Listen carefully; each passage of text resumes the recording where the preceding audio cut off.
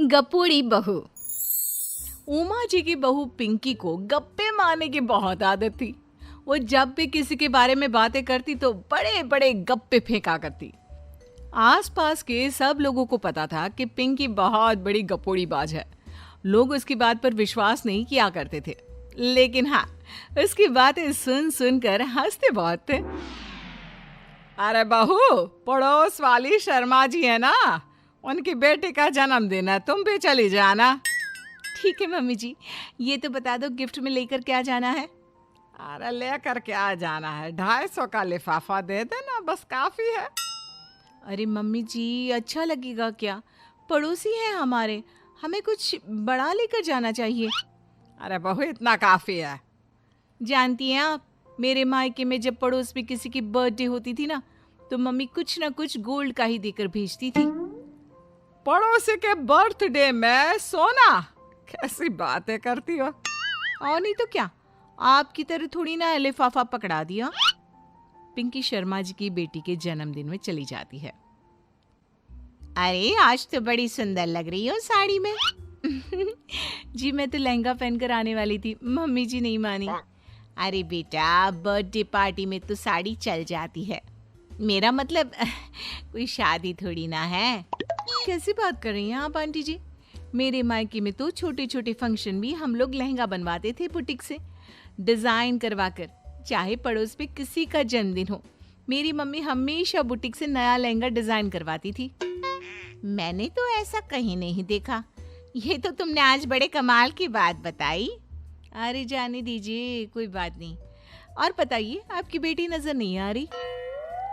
अरे भाभी, मैं यहाँ हूँ, ये देखिए मेरा ड्रेस कैसा लग रहा है। ठीक ही है, मतलब बर्थडे के हिसाब से थोड़ा हल्का है ना। अरे भाभी, इतना सुंदर गाउन पहना है मैंने। मैं ना शादी से पहले अपने बर्थडे पर हमेशा जरी वाला लहंगा पहना करती थी, यही मैं तुम्हारी मम्मी को भी बता रही थी। उसके बाद केक काटने का प्रोग्राम शुरू होता है। सब लोग इकट्ठे हो जाते हैं। शर्मा जी की बेटी का केक देखकर पिंकी से रहा नहीं जाता। उसके अंदर का गपोड़ी बाज बाहर निकल कर आ जाता है। अरे इतना छोटा सा केक! अरे बेटा, मेहमानों के हिसाब से ही है, जितने लोग इतना बड़ा केक। आंटी जी, कम से कम 4 या 5 मंजिल वाला केक तो बनाना चाहिए था। आपकी बेटी का बर्थडे रोज रोज थोड़ी ना आता है। मेरे बर्थडे पर हमेशा पापा 4 केक बनवाते थे, सारे केक 4-4 मंजिल के होते थे। वहां पर सारे लोग उमा जी के मोहल्ले के ही थे और वो पिंकी के गप्पे मारने की आदत से अच्छी तरह वाकिफ थे, इसलिए सब लोग उसकी बात सुनकर हंसने लगे, लेकिन किसी ने पिंकी से कुछ नहीं कहा। एक दिन सुबह सुबह पिंकी ने अपनी सास से कहा, मम्मी जी, मेरे मम्मी पापा मुझसे मिलने के लिए यहाँ आ रहे हैं। अरे वाह, ये तो बहुत अच्छी बात है। उनके आने की तैयारी करो, अच्छा अच्छा खाना बनाओ। वैसे कब तक आएंगे? मम्मी जी फ्लाइट से आ रहे हैं, कल शाम को 4 बजे की फ्लाइट है। फ्लाइट? लेकिन बेटा, तेरा मायका तो यहाँ से 2 घंटे की दूरी पर है। तेरे मम्मी पापा फ्लाइट से कब से आने लगे? अरे मम्मी जी, आपको पता नहीं है, मेरे मम्मी पापा ना आधे घंटे की दूरी के लिए भी फ्लाइट का टिकट बुक करवाती है। अरे गप्पे थोड़े कम मारा करो बहू, कोई फ्लाइट से तब आएगा ना जब यहाँ पर एयरपोर्ट होगा। तुम्हारी मम्मी क्या उड़कर आएगी घर में? अरे हाँ मम्मी जी, मैं तो भूल ही गई थी। वो क्या ना, मेरे मम्मी पापा हमेशा फ्लाइट से ही ट्रैवल करते हैं, तो मेरे दिमाग से ही निकल गया था। अगले दिन पिंकी के मम्मी और पापा पिंकी से मिलने के लिए उसके घर आते हैं। आइए आइए जी, आपका बहुत बहुत स्वागत है।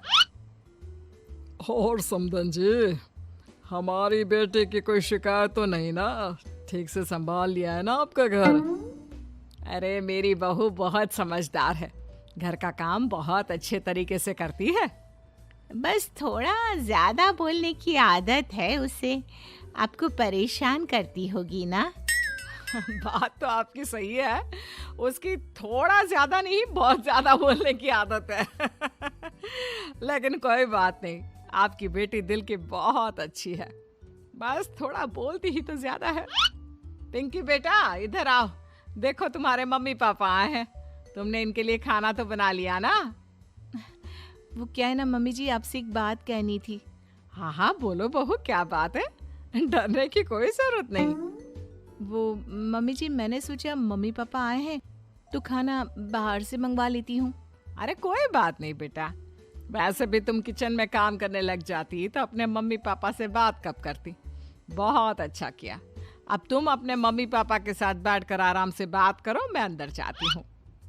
शाम का वक्त जैसे ही दरवाजे की घंटी बजी, 3-4 लोग हाथों में खाने की बहुत सारे पैकेट लेकर उमा जी के घर पहुंच गए। अरे भाई कौन है आप लोग, लगता है गलत पते पर आ गए। नहीं नहीं माँ जी, हम तो खाने का ऑर्डर डिलीवर करने आए हैं, यहीं से बुकिंग मिली थी। अरे नहीं नहीं, आपको कोई गलत फहमी हुई है, हमारे यहाँ तो 2 ही मेहमान आए हैं। आपके हाथ के पैकेट देखकर लगता है इसमें 50 लोगों का खाना है।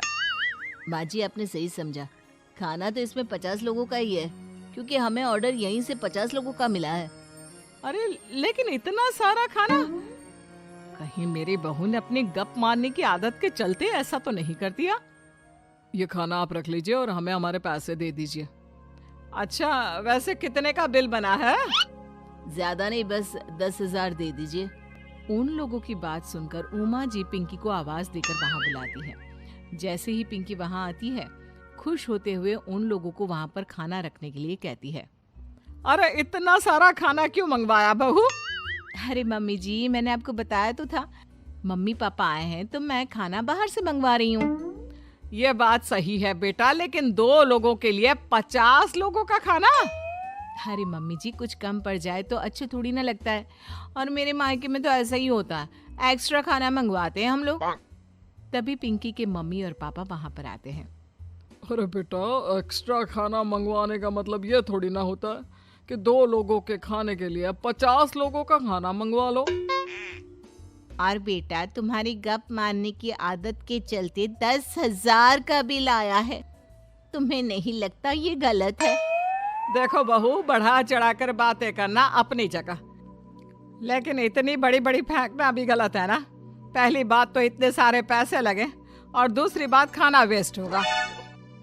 आप लोग ठीक कहते हैं, मैं आज के बाद अपनी इस आदत को कंट्रोल करने की कोशिश करूंगी और अब से गप थोड़ी कम मारा करूंगी। पिंकी की बात सुनकर सब लोग हंसने लगे।